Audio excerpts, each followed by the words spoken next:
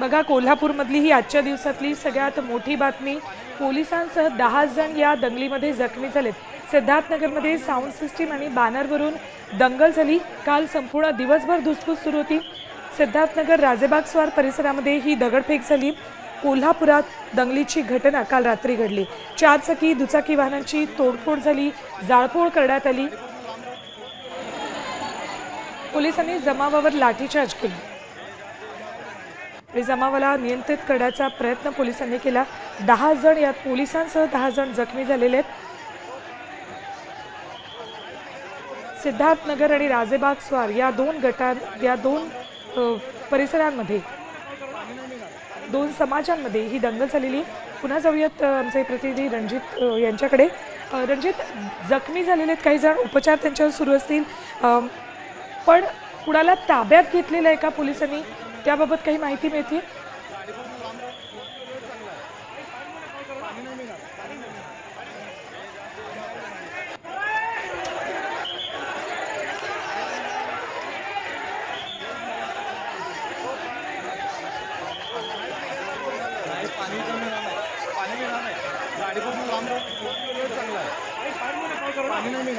ही 2 दृश्य आहेत कोल्हापूरच्या सिद्धार्थनगरमधली. दंगल काल 2 समाजांमध्ये झाली.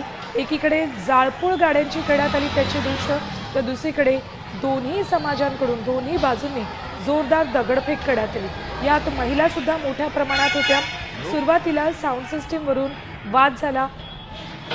मंडळाच्या वर्धापन दिनानिमित्त कार्यक्रम होते, त्यावेळेला फलक लावण्यात आले आणि साऊंड सिस्टीमवरून वाद सुरू झाला आणि रात्र होता होता हा सगळा वाद जाळपोळ, दगडफेक आणि तोडफोडीत परावर्तित झाला. पुन्हा जाऊयात आमचे प्रतिनिधी रणजित माझगावकर यांच्याकडे. रणजित, कुणाला ताब्यात घेतलेलं आहे का दोन्ही बाजूंकडून?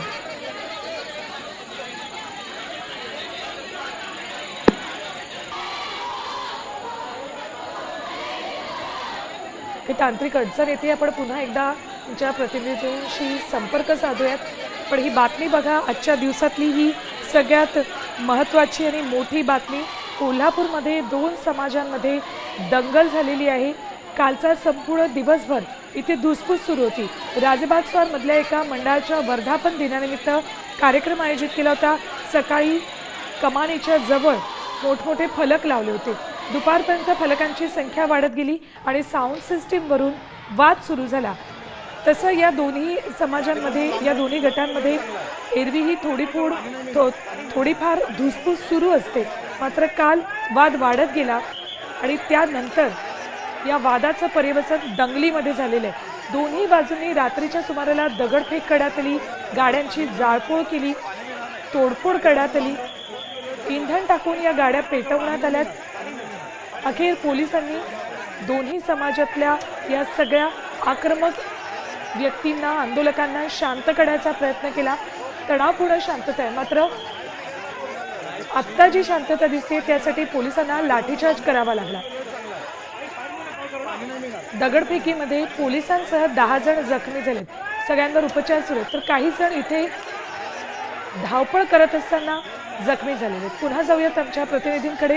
रणजित, कुणाला ताब्यात घेतलंय का? गुन्हा दाखल करण्याची प्रक्रिया सुरू आहे का?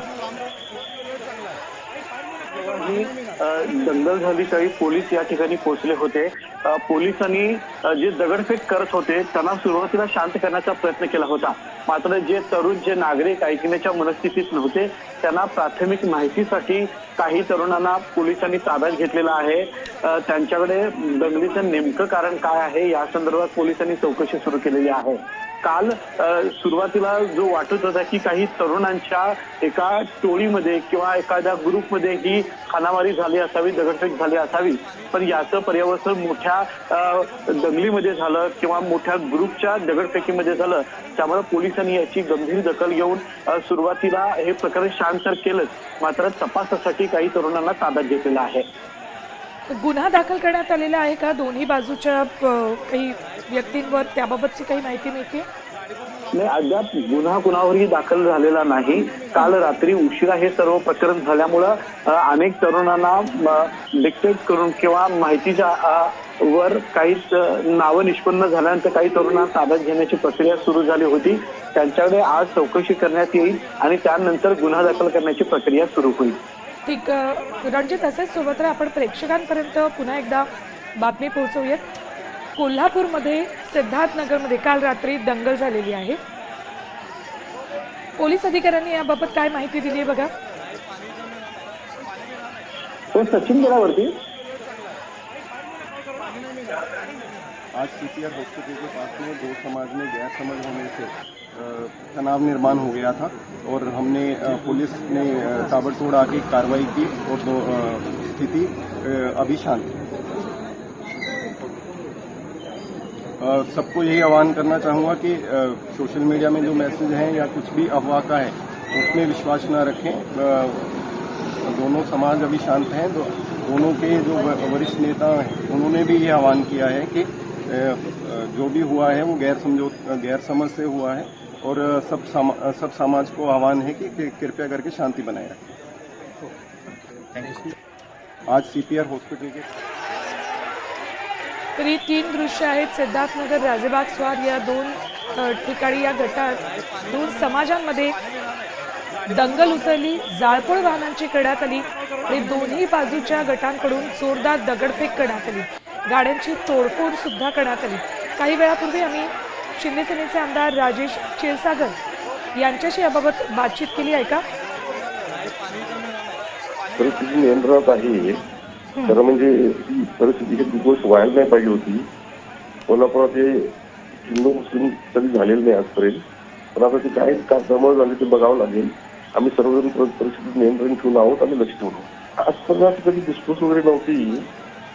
पहिल्यांदा अशी घटना घडलेली आहे आणि इथून पुढे घटना घडल्याने एक मला खात्री आहे फार चुकीचं आहे.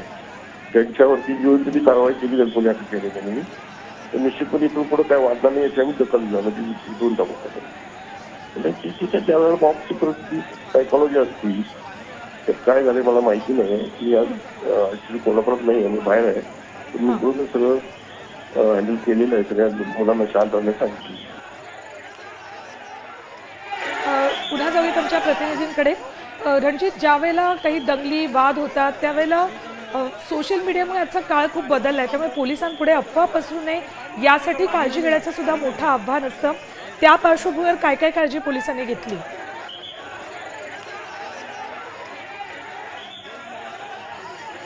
सेन्सिटिव्ह शहर म्हणून याच्याकडे पाहिलं जातं. होय. या ठिकाणी दंगली किंवा मोठे प्रकार कधीही घडत नाहीत आणि ते घडू नयेत यासाठी पोलिसांबरोबर कोल्हापूरकर सुद्धा सुरुवातीपासूनच प्रयत्न करत असतात. मात्र काही तरुण आपल्याला माहिती आहे व्हॉट्सअपच्या स्टेटसच्या माध्यमातून अनेक विचित्र प्रकार समोर आणत असतात. यातून वाद निर्माण होत असतात.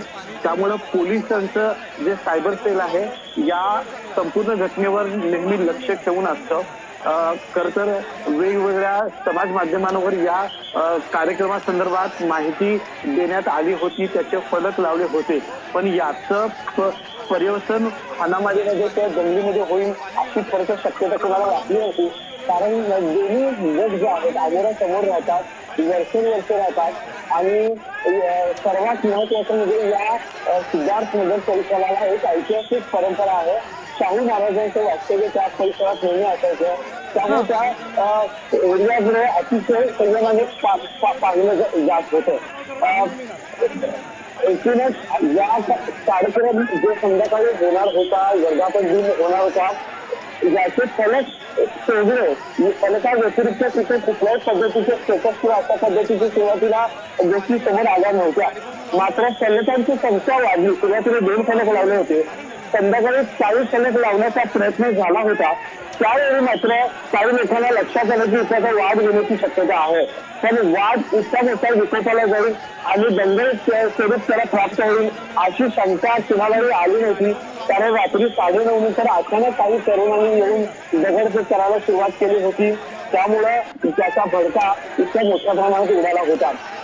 काल रात्रीचं वातावरण तुम्हाला सांगायचं झालं तर सुरुवातीला काही तरुणांमध्येच वाद होता असं स्थानिक नागरिकांनी त्या ठिकाणी सांगितलं.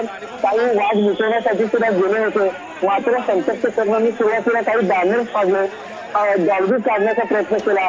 त्यातून हा वाद उफाळला. दोन्ही गटाच्या तरुणांना राग अनावर झाला नाही आणि त्यानंतर त्यांनी राग चारचाकींवर काढला, दुचाकींवर काढला आणि एकमेकांच्या घरांवर दगडफेक करण्यापर्यंत हे वातावरण गेलं. त्यामुळे पोलिसांनी सुरुवातीला काळजी घेण्याचा प्रयत्न केला, मात्र जेव्हा मॉब आपल्या हाताच्या बाहेर जातो असं वाटल्यानंतर पोलिसांनी कडक भूमिका घेऊन हा सर्व मॉब शांत केला.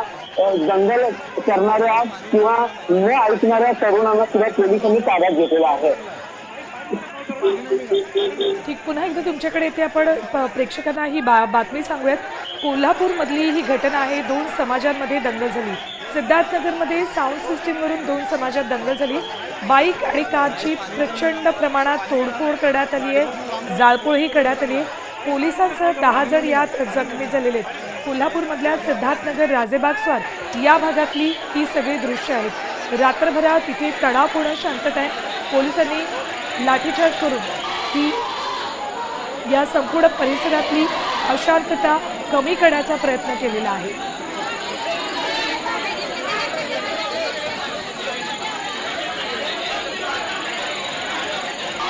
आता isakal.com आहे देशातील नंबर 1 ची मराठी न्यूज वेबसाईट. प्रत्येक अपडेटसाठी isakal.com ला नक्की भेट द्या.